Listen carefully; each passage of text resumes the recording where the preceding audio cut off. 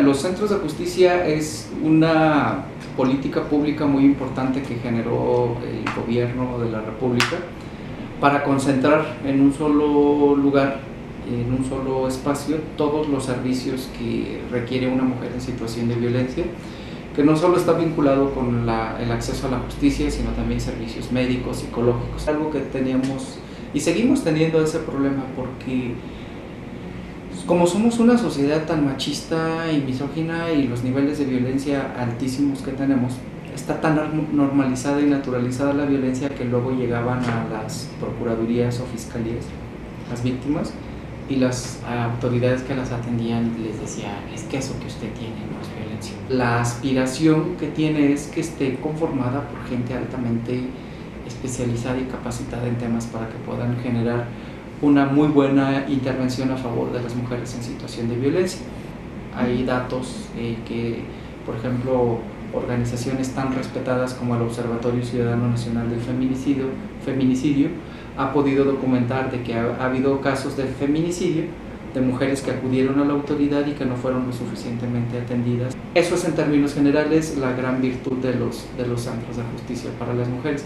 La última encuesta que saca el INEGI, que es una encuesta sobre la dinámica de las relaciones en los hogares, la ENDIRE, pues da cuenta de que 7 de cada 10 mujeres ha sufrido un acto de violencia a lo largo de su vida. 4 se cometen en la casa, en el hogar, de tal suerte que tenemos que la casa, el hogar se ha convertido en el lugar más peligroso para las mujeres.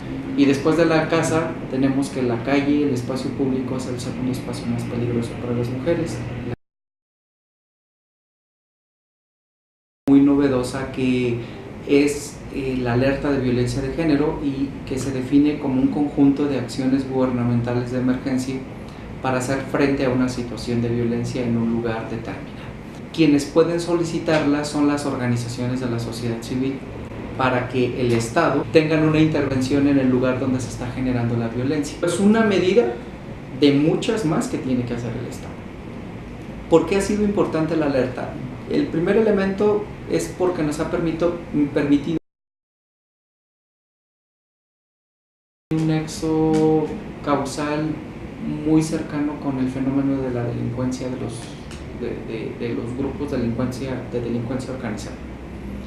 Estos grupos han encontrado en las mujeres a sus botines de guerra favorita para las mujeres. Pero la peor manifestación de esta violencia contra las mujeres es el feminicidio.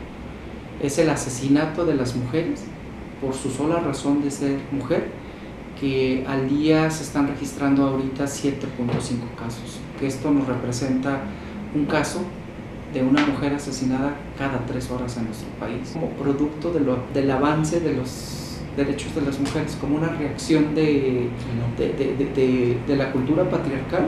Mujeres cada vez más empoderadas, más conscientes de sus derechos, que no admiten, que no permiten violencias, controles, sometimientos. Hay una reacción. La impunidad ha sido identificado por diversos organismos internacionales de Naciones Unidas y del sistema interamericano como un caldo de cultivo que genera y propicia la violencia contra las mujeres. Es corrupción que se vive en donde las mujeres también son las víctimas favoritas de la corrupción. Ya hay, gracias a la alerta, que es una de las cosas que les quería decir, hay que hacer una evaluación caso por caso de cuáles han sido los claros oscuros de la alerta. Yo les decía que uno de los elementos positivos es que la alerta nos ha permitido posicionar el tema, que nos ha permitido pues presionar a las autoridades locales para está generando acciones para atender a los huérfanos del feminicidio. Hay estados que están trabajando este tema. Yo diría que el que tiene el proyecto más armado es Estado de México y Jalisco, que se trata de apoyos a los menores hasta que cumplen la mayoría de edad, porque son víctimas directas del feminicidio. Y por otra institución que también trabaja con víctimas, que es la Comisión Ejecutiva de Atención a Víctimas, los huérfanos pueden recibir apoyos. Yo creo que necesitamos una pero verdadera, profunda transformación y cambio social y cultural. Pero por el lado de las instituciones también necesitamos reforzar. Yo creo mucho que si capacitamos, la gente puede entender que hay obligaciones de hacer cosas, pero si no capacitamos y sancionamos a la vez las omisiones, yo creo que vamos a pasar 100 años esperando que haya un proceso de transformación.